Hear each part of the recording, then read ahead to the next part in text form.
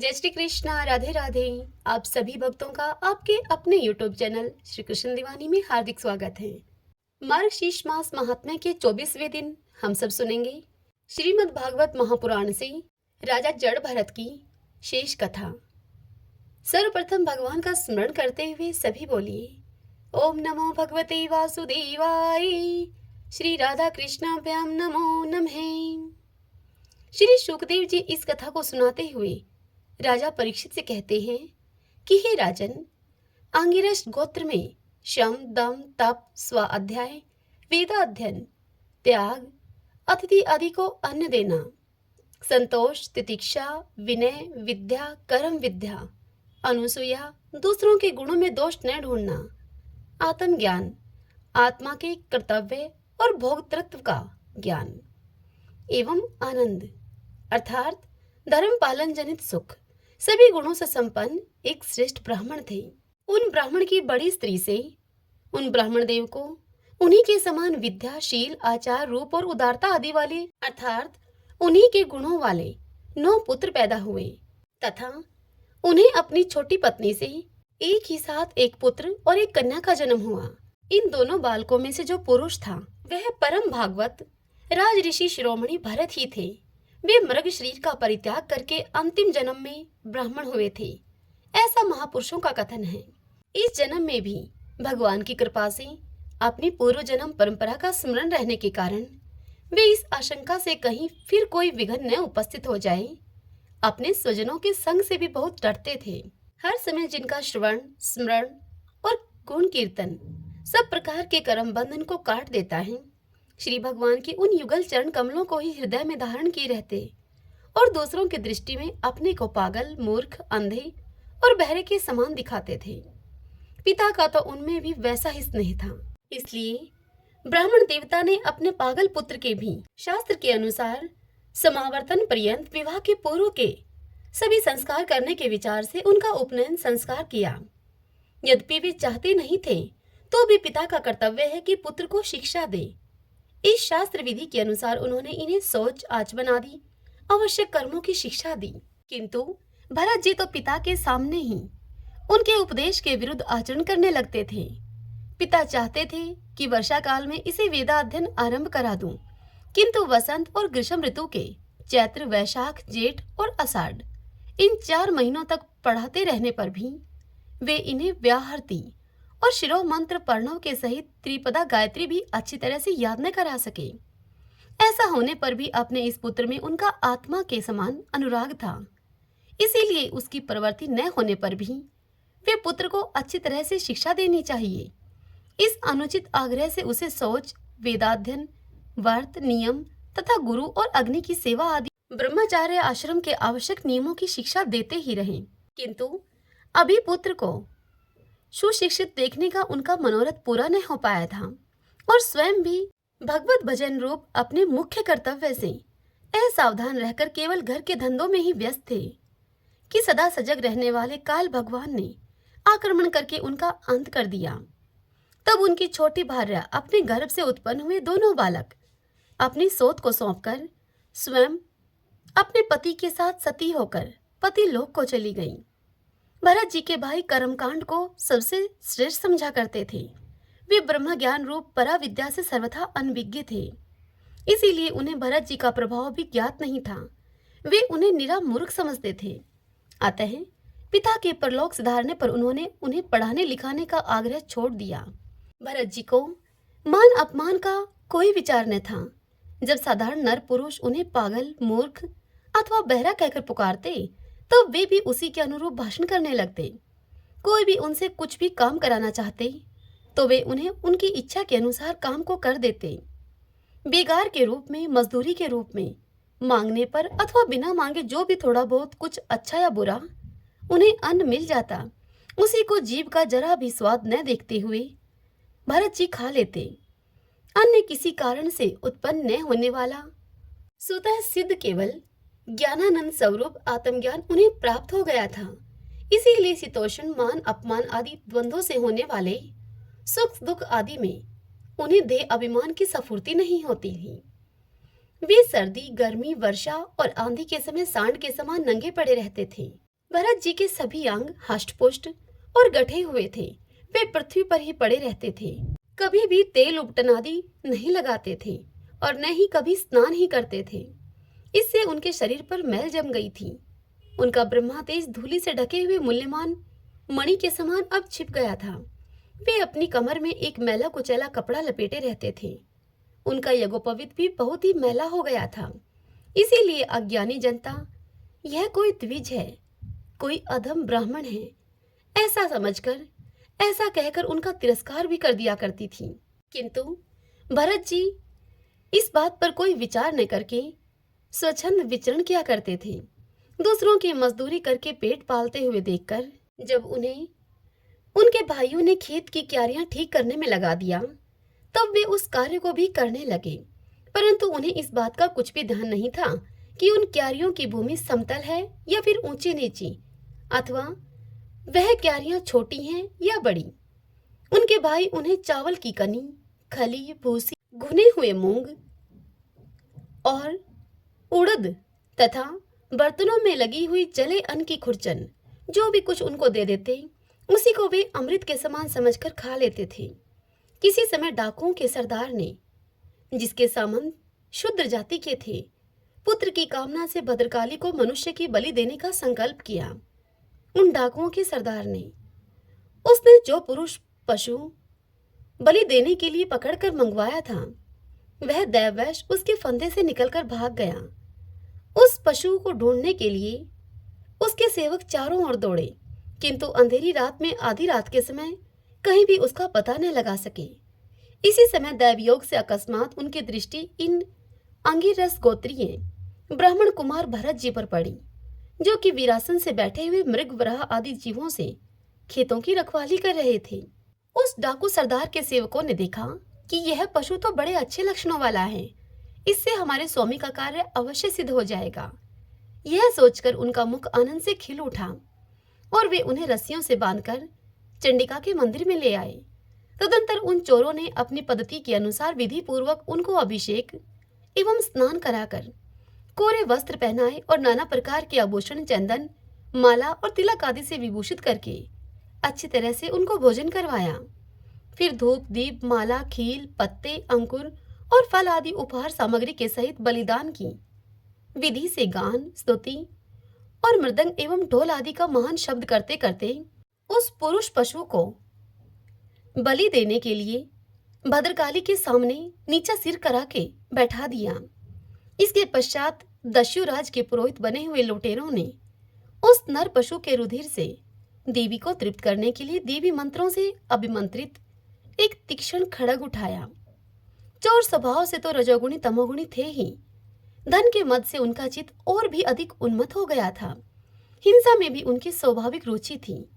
इस समय तो वे भगवान के अंश स्वरूप ब्राह्मण कुल का तिरस्कार करके स्वच्छंदता से कुमार्ग की ओर बढ़ रहे थे। आपत्ति काल में भी जिस हिंसा का अनुमोदन किया गया है, उसमें भी ब्राह्मण वध का सर्वथा निषेध है। तो भी वे साक्षात ब्रह्मा भाव को प्राप्त हुए वैरहीन तथा समस्त प्राणियों के सुहृदय एक ब्रह्म ऋषि कुमार की बलि देना चाहते थे।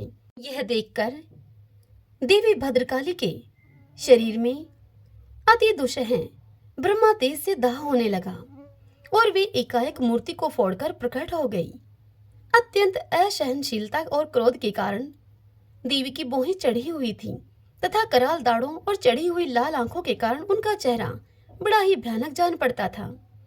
उनके उस विकराल वेश को देखकर ऐसा जान पड़ता था कि मानो वे इस संसार का संहार कर डालेंगी। अब उन्होंने क्रोध से तड़ककर बड़ा भीषण अट्टहास किया और उछलकर उस अभिमंत्रित खड्ग से ही उन सारे पापियों के सिर उड़ा दिए और अपने गणों के सहित उनके गले से बहता हुआ गरम गरम रुधिर रूप आशव पीकर अति उन्मत्त होकर ऊंचे स्वर से गाती और नाचती हुई उन सिरों को ही गेंद बनाकर वह खेलने लगी।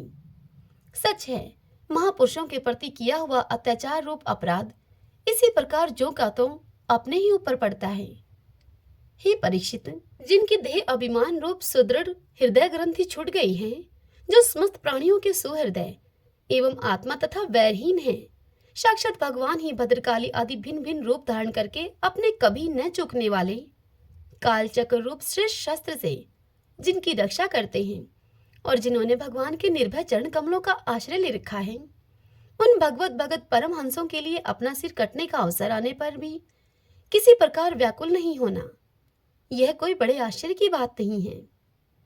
श्री सुखदेव जी इस कथा को सुनाते हुए राजा परीक्षित से आगे कहते हैं कि हे राजन, एक बार सिंधु शौवीर देश का स्वामी राजा रहुगण पालकी पर चढ़कर जा रहा था। जब वह इक्षुमती नदी के किनारे पर पहुंचा, तब उसकी पालकी की उठाने वाले कहारों से जमींदारों को एक कहार की आवश्यकता पड़ी। कहार की खोज करते समय दैववश उसे ये ब्राह्मण देवता मिल गए। इन ब्राह्मण देवता को देखकर उन्होंने सोचा कि यह मनुष्य हष्ट-पुष्ट, जवान और गठीले अंगों वाला है, इसलिए यह तो बैल या गधे के समान अच्छी तरह से बोझा ढो सकता है। यह सोचकर उसने बिगार में पकड़े हुए अन्य कहारों के साथ इन्हें भी बलात्पूर्वक पकड़कर पालकी में जोड़ दिया। महात्मा भरत जी यद्यपि किसी प्रकार इस कार्य के योग्य नहीं थे, तो भी वे बिना कुछ बोले चुपचाप पालकी को उठाकर लेकर चल पड़े। वे ब्राह्मण देव कोई जीव पैरों तले दब न जाए, इस डर से आगे की एक बाण पृथ्वी देखकर चलते थे, इसीलिए दूसरे कहारों के साथ उनकी चाल का मेल नहीं खाता था। अतः जब पालकी टेढ़ी और सीधी होने लगी, तब यह देखकर राजा रहुगण ने पालकी उठाने वालों से कहा कि अरे कहारों, अच्छी तरह से चलो, पालकी को इस प्रकार ऊंची नीची करके क्यों चलते हो तुम।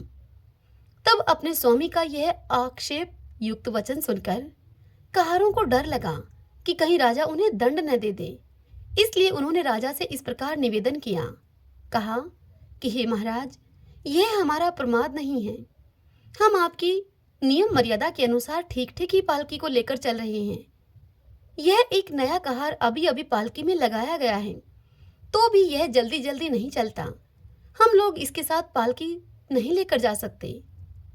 कहारों के ये दीन वचन सुनकर राजा रहुगण ने सोचा कि संसर्ग से उत्पन्न होने वाला दोष एक व्यक्ति में होने पर भी उससे संबंध रखने वाले सभी पुरुषों में आ सकता है, इसलिए यदि इसका प्रतिकार न किया गया तो धीरे धीरे ये सभी कहार अपनी चाल को बिगाड़ लेंगे।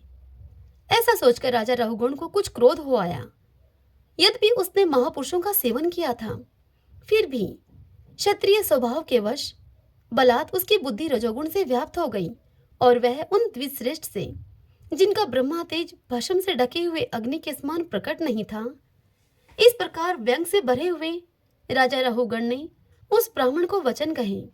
राजा रहुगण उस ब्राह्मण देव से कहने लगा, अरे भैया, बड़े दुख की बात है, अवश्य ही तुम बहुत थक गए हो। ज्ञात होता है कि तुम्हारे इन साथियों ने तुम्हें तनिक भी सहारा नहीं लगाया। इतनी दूर से तुम अकेले ही बड़ी देर से पालकी को ढोते चले आ रहे हो।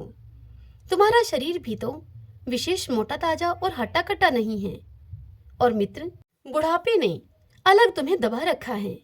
इस प्रकार बहुत ताना मारने पर भी वे पहले की ही भांति चुपचाप पालकी को उठाए चलते रहे।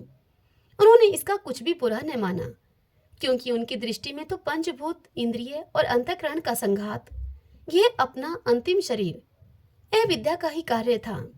वह विविध अंगों से दिखाई देने पर भी वस्तुतः था ही नहीं, इसीलिए उसमें उनका मैं और मेरेपन का मिथ्या अध्यास सर्वथा निर्वत हो चुका था और वे ब्रह्मा रूप हो गए थे।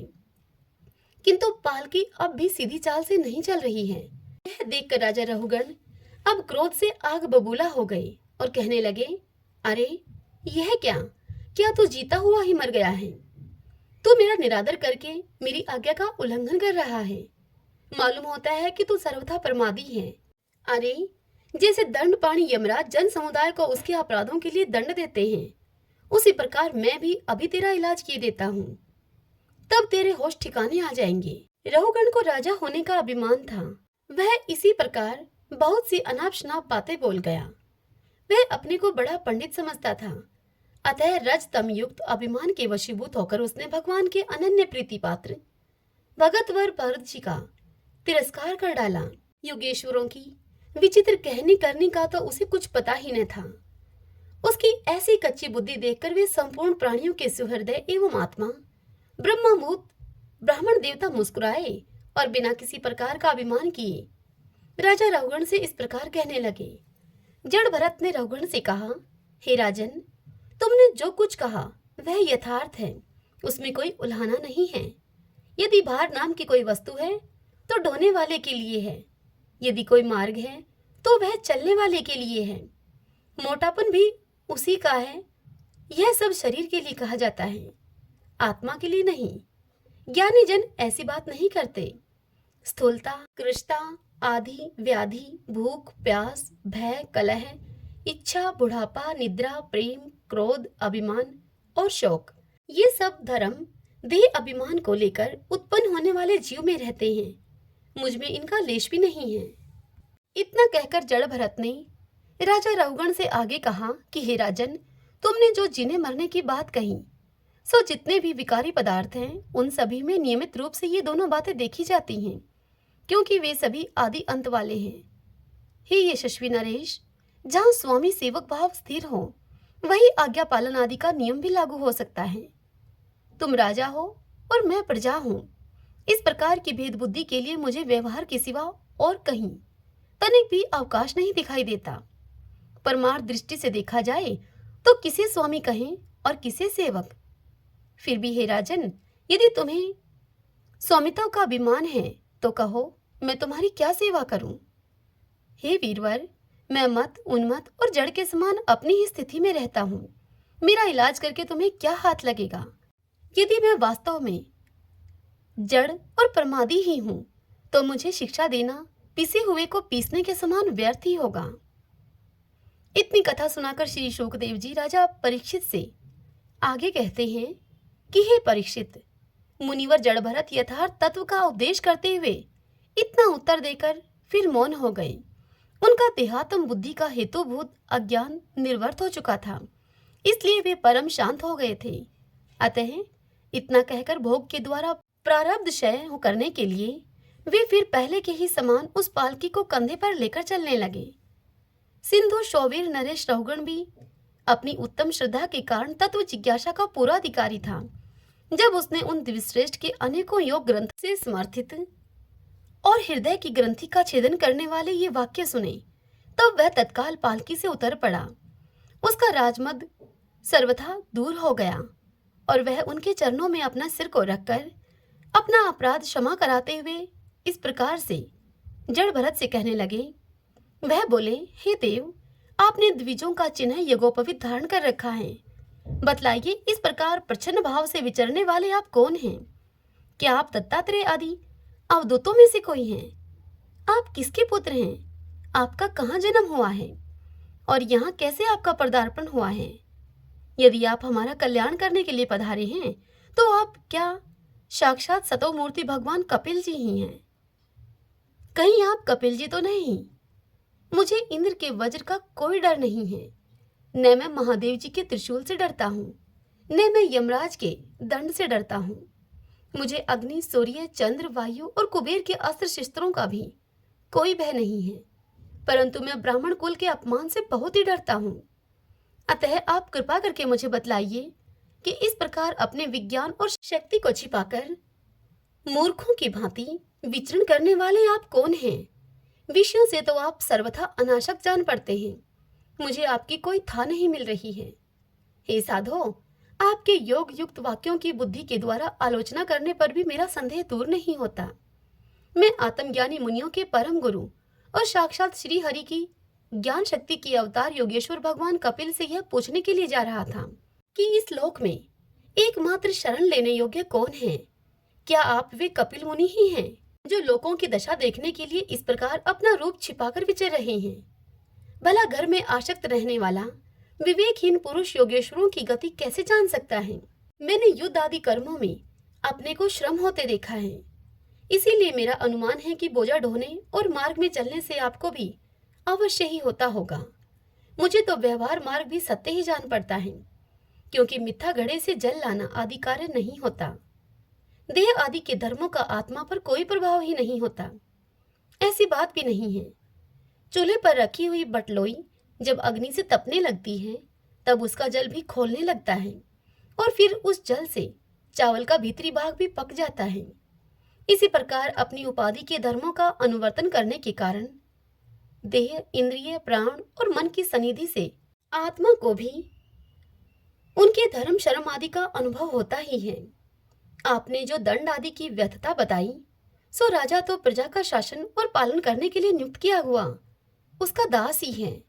उसका उन्मत्त आदि को दंड देना पिसे हुए को पीसने के समान व्यर्थ नहीं हो सकता, क्योंकि अपने धर्म का आचरण करना भगवान की सेवा ही है। उसे करने वाला व्यक्ति अपनी संपूर्ण पाप राशि को नष्ट कर देता है। हे दीनबंधो, राजतव के अभिमान से उन्मत्त होकर मैंने आप जैसे परम साधु की अवज्ञा की है। अब आप मुझ पर ऐसी कृपा दृष्टि कीजिए जिससे कि इस साधु अवज्ञा रूप अपराध से मैं मुक्त हो जाऊं।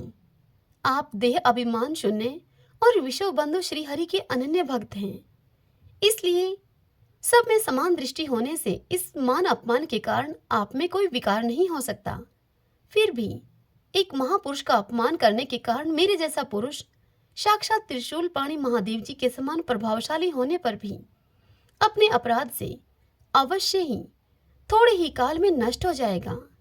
श्रीमन नारायण नारायण हरि हरि, भजमन नारायण नारायण हरि हरि।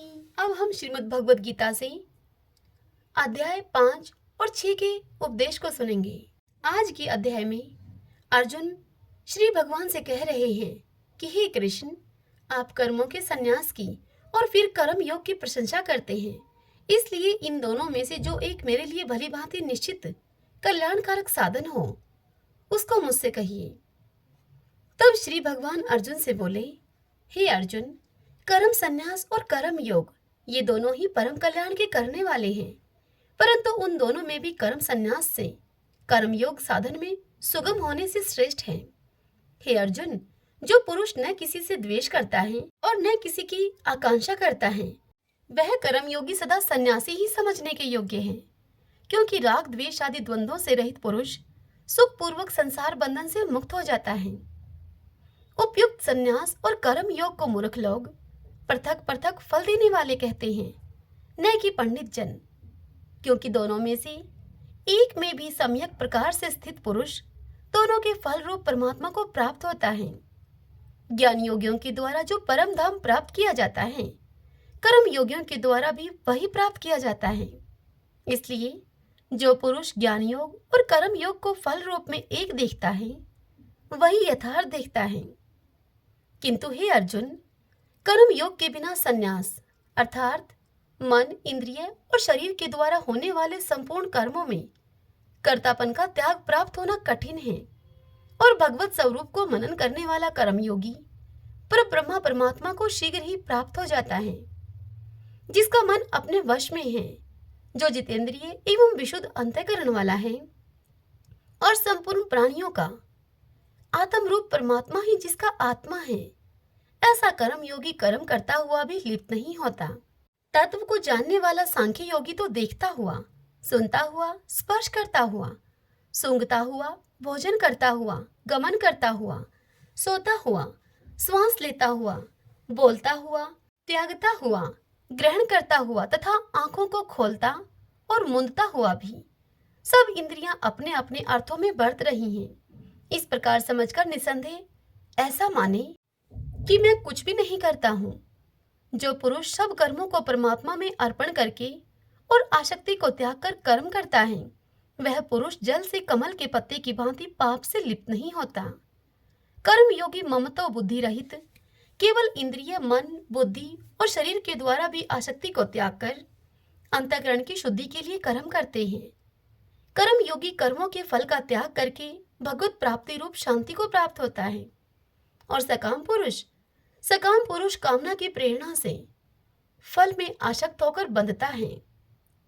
अंतःकरण जिसके वश में है, ऐसा सांख्य योग का आचरण करने वाला पुरुष न करता हुआ और न करवाता हुआ ही नव द्वार वाले शरीर रूप घर में सब कर्मों को मन से त्याग कर अनंत पूर्वक सच्चिदानंद घन परमात्मा के स्वरूप में स्थित रहता है। परमेश्वर मनुष्य के न तो कर्तापन की, न कर्मों की और न कर्म फल के संयोग की ही रचना करते हैं, किंतु स्वभाव ही बरत रहा है। सर्वव्यापी परमेश्वर भी न किसी के पाप कर्म को न किसी के शुभ कर्म को ही ग्रहण करता है, किंतु अज्ञान के द्वारा ज्ञान ढका हुआ है, उसी से सब अज्ञानी मनुष्य मोहित हो रहे हैं। तो जिनका वह अज्ञान परमात्मा के तत्व ज्ञान के द्वारा नष्ट कर दिया गया है, उनका वह ज्ञान सूर्य के सदृश उस सच्चिदानंद घन परमात्मा को प्रकाशित कर देता है। जिनका मन तद्रूप हो रहा है, जिनकी बुद्धि तद्रूप हो रही है और सच्चिदानंद घन परमात्मा में ही जिनके निरंतर एक ही भाव से स्थिति है, ऐसे तत्वपरायण पुरुष ज्ञान के द्वारा पाप रहित होकर अपूर्णावर्ती को अर्थात परम गति को प्राप्त होते हैं। विज्ञानी जन विद्या और विनय युक्त ब्राह्मण में तथा गौ, हाथी, कुत्ते और चांडाल में भी समदर्शी ही होते हैं। जिनका मन समभाव में स्थित है, उनके द्वारा इस जीवित अवस्था में ही संपूर्ण संसार जीत लिया गया है, क्योंकि सच्चिदानंद घन परमात्मा निर्दोष और सम है। इससे वे सच्चिदानंद घन परमात्मा में ही स्थित है। जो पुरुष प्रिय को प्राप्त होकर हर्षित नहीं हो और अप्रिय को प्राप्त होकर उद्विग्न न हो, वह स्थिर बुद्धि, संशय रहित ब्रह्मवेता पुरुष सच्चिदानंद घन पर ब्रह्मा परमात्मा में एक ही भाव से नित्य स्थित है। बाहर के विषयों में आसक्ति रहित अंतःकरण वाला साधक आत्मा में स्थित जो ध्यान जनित सात्विक आनंद है, उसको प्राप्त होता है। तदंतर वह सच्चिदानंद घन पर ब्रह्मा परमात्मा के ध्यान रूप योग में अभिन्न भाव से स्थित पुरुष अक्षय आनंद का अनुभव करता है। हे अर्जुन, जो ये इंद्रिय तथा विषयों के संयोग से उत्पन्न होने वाले सब भोग हैं, यद्यपि विषयी पुरुषों को सुख रूप भासते हैं, तो भी दुख के ही हेतु हैं और आदि अंत वाले अर्थात अनित्य हैं। इसीलिए हे अर्जुन, बुद्धिमान विवेकी पुरुष उनमें नहीं रमता। जो साधक इस मनुष्य शरीर में शरीर का नाश होने से पहले पहले ही काम क्रोध से उत्पन्न होने वाले वेग को सहन करने में समर्थ हो जाता है, वही पुरुष योगी है और वही सुखी है। जो पुरुष अंतरात्मा में ही सुख वाला है, आत्मा में ही रमण करने वाला है तथा जो आत्मा में ही ज्ञान वाला है, वह सच्चिदानंद घन पर ब्रह्मा परमात्मा के साथ एक ही भाव को प्राप्त सांख्य योगी शांत ब्रह्मा को प्राप्त होता है। जिनके सब पाप नष्ट हो गए हैं, जिनके सब संशय ज्ञान के द्वारा निर्वर्त हो गए हैं, जो संपूर्ण प्राणियों के हित में रत हैं और जिनका जीता हुआ मन निश्चल भाव से परमात्मा में स्थित है, वे ब्रह्मवेता पुरुष शांत ब्रह्मा को प्राप्त होते हैं। काम क्रोध से रहित जीते हुए चित्त वाले पर ब्रह्मा परमात्मा का साक्षात्कार किए हुए ज्ञानी पुरुषों के लिए सब ओर से शांत परब्रह्मा परमात्मा ही परिपूर्ण है। बाहर के विषय भोगों को न चिंतन करता हुआ बाहर ही निकाल कर और नेत्रों की दृष्टि को भ्रकुटी के बीच में स्थित करके तथा नासिका में विचरने वाले प्राण और अपान वायु को सम करके जिसकी इंद्रियां, मन और बुद्धि जीती हुई है, ऐसा जो मोक्षपरायण मुनि इच्छा, भय और क्रोध से रहित हो गया है, वह सदा मुक्त ही है। मेरा भक्त मुझको सब यज्ञ और तपों का भोगने वाला, संपूर्ण लोकों के ईश्वरों का भी ईश्वर तथा संपूर्ण भूत प्राणियों का सुहृदय अर्थात स्वार्थ रहित, दयालु और प्रेमी, ऐसा तत्व से जानकर शांति को प्राप्त होता है। श्रीमन नारायण नारायण हरि हरि, भजमन नारायण नारायण हरि हरि। श्री भगवान अर्जुन से बोले, हे अर्जुन, जो पुरुष कर्म फल का आश्रय न करके करने योग्य कर्म करता है, वह सन्यासी तथा योगी है और केवल अग्नि का त्याग करने वाला सन्यासी नहीं है तथा केवल क्रियाओं का त्याग करने वाला योगी नहीं है। हे अर्जुन, जिसको सन्यास ऐसा कहते हैं, उसी को तू योग जान, क्योंकि संकल्पों का त्याग न करने वाला कोई भी पुरुष योगी नहीं होता। योग में अरूढ़ होने की इच्छा वाले मननशील पुरुष के लिए योग की प्राप्ति में निष्काम भाव से कर्म करना ही हेतु कहा जाता है और योगारूढ़ हो जाने पर उस योगारूढ़ पुरुष का जो सर्व संकल्पों का अभाव है, वही कल्याण में हेतु कहा जाता है। जिस काल में न तो इंद्रियों के भोगों में और न कर्मों में ही आसक्त होता है, उस काल में सर्व संकल्पों का त्यागी पुरुष योगारूढ़ कहा जाता है। अपने द्वारा अपना संसार समुद्र से उद्धार करें और अपने को अधोगति में न डालें, क्योंकि यह मनुष्य आप ही तो अपना मित्र है और आप ही अपना शत्रु भी। जिस जीवात्मा द्वारा मन और इंद्रियों के सहित शरीर जीता हुआ है, उस जीवात्मा का तो वह आप ही मित्र है, और जिसके द्वारा मन तथा इंद्रियों के सहित शरीर नहीं जीता गया है, उसके लिए वह आप ही शत्रु के सदृश शत्रुता में बरतता है। सर्दी गर्मी और सुख दुख आदि में तथा मान और अपमान में जिसके अंतःकरण की वृत्तियां भली भांति शांत हैं, ऐसे स्वाधीन आत्मा वाले पुरुष के ज्ञान में सच्चिदानंद घन परमात्मा सम्यक प्रकार से स्थित हैं, अर्थात उसके ज्ञान में परमात्मा के सिवा अन्य कुछ भी नहीं है। जिसका अंतःकरण ज्ञान विज्ञान से तृप्त है, जिसकी स्थिति विकार रहित है, जिसकी इंद्रियां भली भांति जीती हुई हैं और जिसके लिए मिट्टी पत्थर और स्वर्ण समान है, वह योगी युक्त अर्थात भगवत प्राप्त है, ऐसा कहा जाता है। सुहृदय मित्र वैरी उदासीन मध्यस्थ द्वेष्य और बंधुगणों में धर्मात्माओं में और पापियों में भी समान भाव रखने वाला अत्यंत श्रेष्ठ है। मन और इंद्रियों के सहित शरीर को वश में रखने वाला आशा रहित और संग्रह रहित योगी अकेला ही एकांत स्थान में स्थित होकर आत्मा को निरंतर परमात्मा में लगावे। शुद्ध भूमि में जिसके ऊपर कर्मशः कुशा मृगछाला और वस्त्र बिछे हैं, जो न बहुत ऊंचा है और न बहुत नीचा है, ऐसे अपने आसन को स्थिर स्थापन करके उस आसन पर बैठकर चित्त और इंद्रियों की क्रियाओं को वश में रखते हुए मन को एकाग्र करके अंतःकरण की शुद्धि के लिए योग का अभ्यास करें। काया सिर और गले को समान एवं अचल धारण करके और स्थित होकर अपनी नासिका के अग्रभाग पर दृष्टि जमाकर अन्य दिशाओं को न देखता हुआ ब्रह्मचारी के वर्त में स्थित भय रहित तथा भली भांति शांत अंतःकरण वाला सावधान योगी अपने मन को रोककर मुझ में चित वाला और मेरे प्राण होकर स्थित हो गए। वश में किए हुए मन वाला योगी इस प्रकार से ही आत्मा को निरंतर मुझ परमेश्वर के स्वरूप में लगाता है। मुझ में रहने वाली परमानंद की प्रकाष्ठा रूप शांति को प्राप्त होता है वह। हे अर्जुन, यह योग न तो बहुत खाने वाले का, न बिल्कुल न खाने वाले का, न बहुत शयन करने के स्वभाव वाले का और न सदा जागने वाले का ही सिद्ध होता है। दुखों का नाश करने वाला योग तो यथा योग्य आहार विहार करने वालों का, कर्मों में यथा योग्य चेष्टा करने वालों का और यथा योग्य सोने तथा जागरण करने वालों का ही सिद्ध होता है।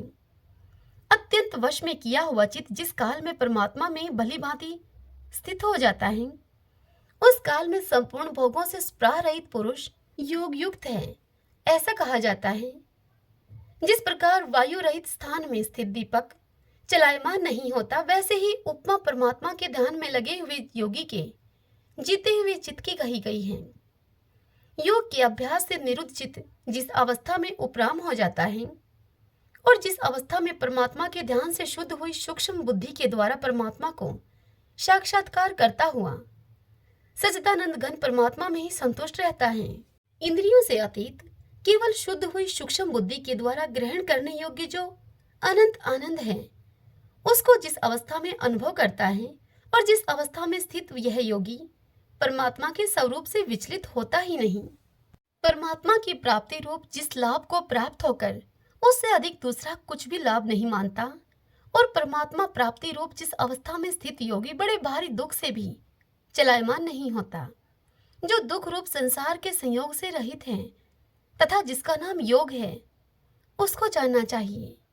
वह योग न उकताए हुए अर्थात धैर्य और उत्साह युक्त चित्त से निश्चय पूर्वक करना कर्तव्य है। संकल्प से उत्पन्न होने वाली संपूर्ण कामनाओं को निशेष रूप से त्याग कर और मन के द्वारा इंद्रियों के समुदाय को सभी ओर से भली भांति रोककर कर्म से अभ्यास करता हुआ उपरति को प्राप्त हो तथा धैर्य युक्त बुद्धि के द्वारा मन को परमात्मा में स्थित करके परमात्मा के सिवा और कुछ भी चिंतन न करें। यह स्थिर रहने वाला और चंचल मन जिस शब्दादि विषय के निमित्त से संसार में विचरता है, उस विषय से रोककर यानी कि हटाकर इसे बार बार परमात्मा में ही निरुद्ध करें।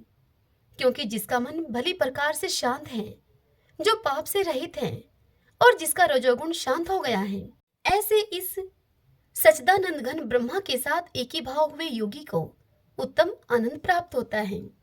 वह पाप रहित योगी इस प्रकार निरंतर आत्मा को परमात्मा में लगाता हुआ सुख पूर्वक पर ब्रह्मा परमात्मा की प्राप्ति रूप अनंत आनंद का अनुभव करता है। सर्वव्यापी अनंत चेतन में एक ही भाव से स्थिति रूप योग से युक्त आत्मा वाला तथा सब में संभाव से देखने वाला योगी आत्मा को संपूर्ण भूतों में स्थित और संपूर्ण भूतों को आत्मा में कल्पित देखता है। जो पुरुष संपूर्ण भूतों में सबके आत्मा रूप मुझ वासुदेव को ही व्यापक देखता है और संपूर्ण भूतों को मुझ वासुदेव के अंतर्गत देखता है, उसके लिए मैं अदृश्य नहीं होता और वह मेरे लिए अदृश्य नहीं होता। जो पुरुष एक ही भाव में स्थित होकर संपूर्ण भूतों में आत्म रूप से स्थित मुझ सच्चिदानंद घन वासुदेव को भजता है, वह योगी सब प्रकार से बरतता हुआ भी मुझ में ही बरतता है। हे अर्जुन, जो योगी अपनी भांति संपूर्ण भूतों में सम देखता है और सुख अथवा दुख को भी सब में सम देखता है, वह योगी परम श्रेष्ठ माना गया है।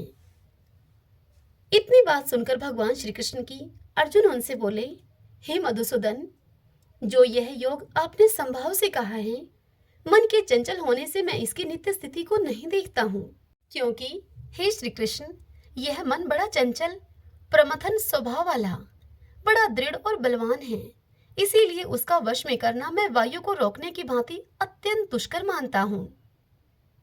तब श्री भगवान अर्जुन से बोले, हे महाबाहो, हे अर्जुन, निसंदेह मन चंचल और कठिनता से वश में होने वाला है, परंतु हे कुंती पुत्र अर्जुन, यह अभ्यास और वैराग्य से वश में होता है। जिसका मन वश में किया हुआ नहीं है, ऐसे पुरुष के द्वारा योग दुष्प्राप्य है और वश में किए हुए मन वाले प्रयत्नशील पुरुष के द्वारा साधन से उसका प्राप्त होना सहज है, ऐसा मेरा मत है। तब अर्जुन बोले, हे श्री कृष्ण, जो योग में श्रद्धा रखने वाला है किंतु संयमी नहीं है, इस कारण जिसका मन अंतकाल में योग से विचलित हो गया है, ऐसे साधक योग की सिद्धि को अर्थात भगवत साक्षात्कार को न प्राप्त होकर किस गति को प्राप्त होता है? हे महाबाहो, क्या वह भगवत प्राप्ति के मार्ग में मोहित और आश्रय रहित पुरुष छिन्न भिन्न बादल की भांति दोनों ओर से भ्रष्ट होकर नष्ट तो नहीं हो जाता? हे श्री कृष्ण, मेरे इस संशय को संपूर्ण रूप से छेदन करने के लिए आप ही योग्य हैं, क्योंकि आपके सिवा दूसरा इस संशय का छेदन करने वाला और कोई नहीं है। मेरे इस संशय का छेदन करने वाला दूसरा कोई मिलना संभव नहीं है। तब श्री भगवान अर्जुन से बोले, हे पार्थ, उस पुरुष का न तो इस लोक में नाश होता है और न परलोक में ही, क्योंकि हे प्यारे अर्जुन, आत्मा उद्धार के लिए अर्थात भगवत प्राप्ति के लिए कर्म करने वाला कोई भी मनुष्य दुर्गति को प्राप्त नहीं होता। योग भ्रष्ट पुरुष पुण्यवानों के लोकों को अर्थात स्वर्ग आदि उत्तम लोकों को प्राप्त होकर उनमें बहुत वर्षों तक निवास करके फिर शुद्ध आचरण वाले श्रीमान पुरुषों के घर में जन्म लेता है, अथवा वैराग्यवान पुरुष उन लोकों में न जाकर ज्ञानवान योगियों के ही कुल में जन्म लेता है। परंतु इस प्रकार जो यह जन्म है सो संसार में निसंदेह अत्यंत दुर्लभ है। वहां उस पहले शरीर में संग्रह किए हुए बुद्धि संयोग को अर्थात संबुद्धि रूप योग के संस्कारों को अनायास ही प्राप्त हो जाता है, और हे कुरुनंदन, उसके प्रभाव से वह फिर परमात्मा की प्राप्ति रूप सिद्धि के लिए पहले से भी बढ़कर प्रयत्न करता है। वह श्रीमानों के घर में जन्म लेने वाला योग भ्रष्ट पराधीन हुआ भी उस पहले के अभ्यास से ही निसंदेह भगवान की ओर आकर्षित किया जाता है, तथा संबुद्धि रूप योग का जिज्ञासु भी वेद में कहे हुए सकाम कर्मों के फल को उल्लंघन कर जाता है। परंतु प्रयत्न पूर्वक अभ्यास करने वाला योगी तो पिछले अनेक जन्मों के संस्कार बल से इसी जन्म में संसिद्ध होकर संपूर्ण पापों से रहित होकर फिर तत्काल ही परम गति को प्राप्त हो जाता है। योगी तपस्वियों से श्रेष्ठ हैं, शास्त्र ज्ञानियों से भी श्रेष्ठ माने गए हैं, और सकाम कर्म करने वालों से भी योगी श्रेष्ठ हैं। इससे हे अर्जुन, तो योगी हो जा। संपूर्ण योगियों में भी जो श्रद्धावान योगी मुझ में लगे हुए अंतरात्मा से मुझको निरंतर भजता है, वह योगी मुझे परम श्रेष्ठ मानने हैं। श्रीमन नारायण नारायण हरि हरि, भजमन नारायण नारायण हरि हरि। आइए भगतजनों, अब हम श्री कृष्ण चालीसा और भगवान श्री कृष्ण की आरती करेंगे। तदंतर भगवान के नाम का संकीर्तन करते हुए इस कथा का समापन करेंगे। बंशी शोभित कर मधुर नील जलद तन श्याम, अरुण अधर जनु बिंब फल नैन कमल अभिराम, पूर्ण इंद्र अरविंद मुख पीतांबर शुभ साज, जय मन मोहन मदन छवि कृष्ण चंद्र महाराज। जय यदुनंदन जय जगवंदन, जय वसुदेव देव की नंदन, जय यशोदा सुत नंद दुलारे, जय प्रभु भक्तन के दृगतारे, जय नटनागर नाथ नथैया, कृष्ण कन्हैया धेनु चरैया, पुनि नख पर प्रभु गिरिवर धारो, आओ दीनन कष्ट निवारो, बंसी मधुर अधर धर टेरी, होवे पूर्ण विनय यह मेरी, आओ हरि पुनि माखन चाखो, आओ लाज भगत की राखो, गोल कपोल चिबुक अरुणारे, मृदु मुस्कान मोहिनी डारे, रंजित राजीव नयन विशाला, मोर मुकुट वजयंती माला, कुंडल श्रवण पीत पट आछे, कटि किंकणी कांचन काछे, नील जलज सुंदर तनु सोहै, छवि लखी सुर नर मुनि मोहै, मस्तक तिलक अलक घुंघराले, आओ कृष्ण बांसुरी वाले, करी पय पान पुत नहीं तारयो, आका बका कागा सुर मारयो, मधुवन जलत अग्नि जब ज्वाला, भय शीतल लखत ही नंद लाला, सुरपति जब ब्रज चढ़यो रिसाई, मूसरधार वारी वर्षाई, लगत लगत ब्रज चैन बहायो, गोवर्धन नख धारी बचायो, लखी यशोदा मन भ्रम अधिकाई, मुख में चोधन भुवन दिखाई, दुष्ट कंस अति उधम बचायो, कोटि कमल जब फूल मंगायो, नाथी काल यहीं तब तुम लीने, चरण चिन्ह दे निर्भय कीने, करी गोपिन संग रास विलासा, सबकी पूर्ण करी अभिलाषा, केतक महा असुर सहारियो, कंस ही केश पकड़ दई मारियो, मातु पिता की बंदी छुड़ाई, उग्र सेन कह राज दिलाई, मही से मृतक छौ सुत लायो, मातु देव की शोक मिटायो, बोमासुर मुर दैत्य सहारी, लाए शट दस कुमारी, दे भी मही तुण चीर सहारा, जरा सिंधु राक्षस कह मारा, असुर बकासुर आदिक मारयो, भक्तन के तब कष्ट निवार्यो, दीन सुदामा के दुख टारयो, तंदुल तीन मुट्ठी मुख डारयो, प्रेम के साग विदुर घर मांगे, दुर्योधन के मेवा त्यागे, लखी प्रेम की महिमा भारी, ऐसे श्याम दीन हितकारी, मारत के पारत रथ हाके, लिए चक्र कर नहीं बल थाके, निज गीता के ज्ञान सुनाए, भक्त हृदय सुधा बरसाए, मीरा थी ऐसी मत वाली, विश्वी गई बजा करके ताली, राणा भेजा सांप पिटारी, शाली ग्राम बने बनवारी, निज माया तुम विधि दिखायो, उड़ते संशय शकल मिटायो, तब शत निंदा करी तत्काला, जीवन मुक्त भयो शिशुपाला, जब ही द्रौपदी टेर लगाई, दीनानाथ लाज अब जाई, तुरत ही बसन बने नंद लाला, बड़े चीर भय अरि मुँह काला, अस अनाथ के नाथ कन्हैया, डूबत भवर बचावत नैया, सुंदर दास आस उरधारी, दया दृष्टि कीजे बनवारी, नाथ सकल मम कुमति निवारो, क्षमहु वेगी अपराध हमारो, खोलो पट अब दर्शन दीजिए, बोलो कृष्ण कन्हैया की जय, बोलो कृष्ण कन्हैया की जय। यह चालीसा कृष्ण का पाठ करे उरधारी, अष्ट सिद्धि नवनिधि फल लह पदार्थ चारी, लह पदार्थ चारी। ओम श्री कृष्णाय नमो नमः। जय जय तुलसी माता, जय जय तुलसी माता, सब जग की सुखदाता वरदाता, जय जय तुलसी माता, सब योगों के ऊपर सब रोगों के ऊपर, रुज से रक्षा करके भवत्राता, जय जय तुलसी माता, बटुपुत्री हे श्यामा, सुरबल हे ग्राम्या, विष्णु प्रिय जो तुमको सेवे, सो नर तर जाता, जय जय तुलसी माता, हरि के शीश विराजत, त्रिभुवन से हो वंदित, पतित जनों की तारिणी विख्याता, जय जय तुलसी माता, लेकर जन्म विजन में आई दिव्य भवन में, मानव लोक तुम्ही से सुख संपत्ति पाता, जय जय तुलसी माता, हरि को तुम अति प्यारी, श्याम वरण कुमारी, प्रेम अजब है उनको तुमसे कैसा नाता, जय जय तुलसी माता, जय जय तुलसी माता। अब हम श्री कृष्ण भगवान की आरती करते हैं। आरती युगल किशोर की जय, राधे तन मन धन निछावर की जय, रवि शशि कोटि बदन की शोभा, ताहि निरख मेरो मन लोभा, गोर श्याम मुख निरखत राजय, प्रभु को रूप नैन भर पीजे, कंचन थार कपूर की बाती, हरियाए निर्मल भई छाती। फुलन की सीज फुलन की माला, रत्न सिंहासन बैठे नंद लाला। मोर मुकुट मुरली कर सोहे, नटवर वेश देख मन मोहे। ओढ़ो नील पीत पट सारी, कुंज बिहारी गिरवरधारी।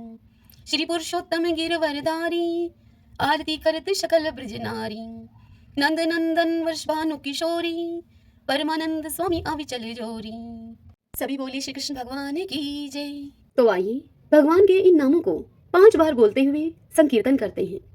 श्री कृष्ण गोविंद हरि मुरारी, हे नाथ नारायण वासुदेव। श्री कृष्ण गोविंद हरि मुरारी, हे नाथ नारायण वासुदेव। श्री कृष्ण गोविंद हरि मुरारी, हे नाथ नारायण वासुदेव। श्री कृष्ण गोविंद हरि मुरारी, हे नाथ नारायण वासुदेव। श्री कृष्ण गोविंद हरे मुरारी, हे नाथ नारायण वासुदेव।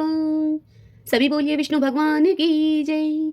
श्री राधा कृष्णाभ्याम नमो नमः। भक्तजनों, आज की यह कथा आपको कैसी लगी? यदि आपको यह कथा उपयोगी लगी हो तो इस वीडियो को आप लाइक करें और कमेंट बॉक्स में जय श्री कृष्णा लिखिए। और यदि आप हमारे चैनल पर पहली बार आए हैं तो आप हमारे इस चैनल श्री कृष्ण दीवानी को सब्सक्राइब कर लीजिए। बेल आइकन के बटन को भी प्रेस कर लीजिएगा ताकि आपको आने वाले सभी वीडियोस की जानकारी सबसे पहले उपलब्ध हो सके। हरे कृष्णा।